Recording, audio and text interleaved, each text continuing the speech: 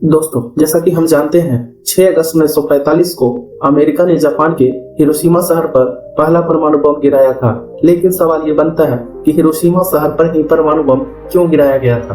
तो इस वीडियो में हम जानेंगे कि इस सवाल का जवाब आखिर क्या है। तो दोस्तों, दुनिया के इतिहास में अमेरिका ने जापान पर पहला परमाणु बम गिराया था। इसके बाद जो हुआ वो आज भी जापान के हिरोशिमा की जमीन उसकी गवाही आज भी दे रहा है। अब आप सोच रहे होंगे, अमेरिका इतना मजबूत देश होने के बाद भी अमेरिका को परमाणु बम गिराने की नौबत क्यों आया था। तो दोस्तों, अगस्त 1945 तक जापान द्वितीय विश्व युद्ध हार चुका था और इस बात की जानकारी अमेरिका और जापान दोनों ही देशों को थी। लेकिन जापान सरेंडर नहीं करने और आखिर तक युद्ध लड़ने को ठान चुका था और इसी मंशा के साथ जापान ने युद्ध करना जारी रखा था और अमेरिका को बराबर युद्ध में करारा जवाब दे रहा था। इससे अमेरिका उब चुका था। साथ ही साल 1945 के मध्य जुलाई में अमेरिकी राष्ट्रपति हैरी एच ट्रूमन को परमाणु बम के सफलतापूर्वक परीक्षण की जानकारी मिली, जिसे दुनिया के इतिहास का सबसे खतरनाक बम बताया गया था। हजारों घंटे रिसर्च और विकास के साथ अरबों डॉलर इसे तैयार करने में लगे थे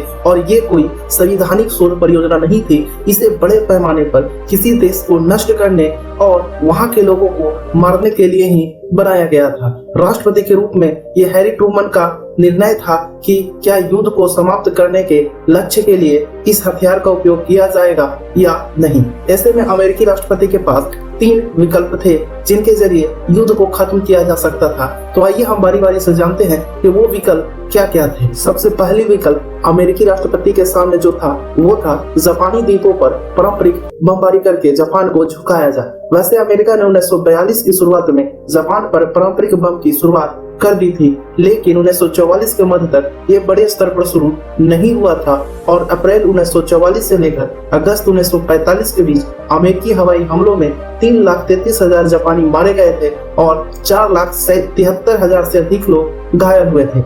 मार्च 1945 में टोक्यो पर हुए एक बम हमले में 80,000 से अधिक लोग मौत की नींद सो गए। इसके बावजूद अमेरिकी राष्ट्रपति ट्रूमैन ने देखा कि टोक्यो पर इतने बड़े हमले होने के बाद भी जापान ने सरेंडर करने से इनकार कर दिया है। तो इस तरह अगस्त 1945 में मान लिया जाता है कि जापान पर पारंपरिक बमबारी से इसे झुकाया नहीं जा सकता है। अमेरिका के सामने दूसरा विकल्प ये था कि जापानी द्वीपों पर जमीनी हमला किया जाए ताकि जापान सरेंडर करने को मजबूर हो जाए। लेकिन इतिहास गवाह था कि जापानियों ने जमीनी आक्रमण में जल्दी हथियार नहीं डाले थे। जापानी अपने द्वीपों को बचाने के लिए जान की कुर्बानी देने को तैयार थे। 1945 में इवो जिमा युद्ध के दौरान अमेरिका के 6200 सैनिक मारे गए थे और उसी साल ओकिनावा युद्ध में 13,000 सैनिक और नाविक भी मारे गए थे। ओकिनावा में मरने वाले 65% अमेरिकी थे और ऐसे में जमीनी हमला करने पर अमेरिका को बड़ा नुकसान हो सका। इस तरह ऐसा लगने लगा कि जापान को हराने के लिए एक बड़ा हमला करने की जरूरत है। जापानी द्वीपों पर जमीनी हमला करने से जापान झुकने को मजबूर नहीं होगा। अगर हम बात करें विकल्प नंबर 3 की, तो अमेरिका के सामने जो तीसरा विकल्प था वो था जापान के गैर आबादी वाले इलाके पर परमाणु बमों का शक्ति प्रदर्शन करना या परमाणु बम से जवाब देना।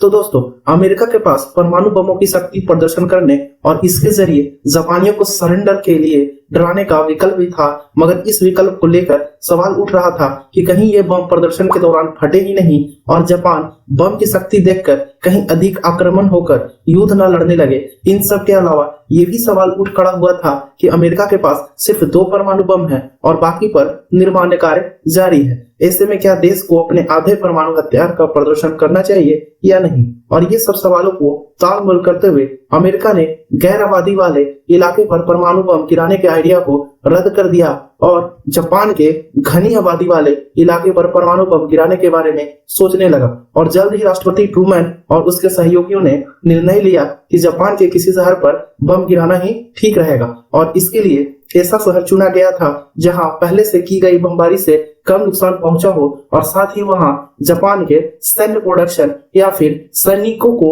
वहां पर प्रशिक्षित किया जा रहा हो। साथ ही अमेरिका ने इस बात का भी ख्याल रखा कि टारगेट ऐसा शहर को नहीं रखा जाए जो जापानी संस्कृति का हिस्सा रहे। इस तरह से लास्ट में जापान के शहर हिरोशिमा को चुनाव किया गया और फिर 6 अगस्त 1945 को पहला परमाणु बम जापान के शहर हिरोशिमा पर गिरा दिया गया था। तो दोस्तों, ये वीडियो आपको कैसी लगी हमें कमेंट करके जरूर बताएं। अगर आपको वीडियो पसंद आई हो तो इसे लाइक और शेयर कर दें।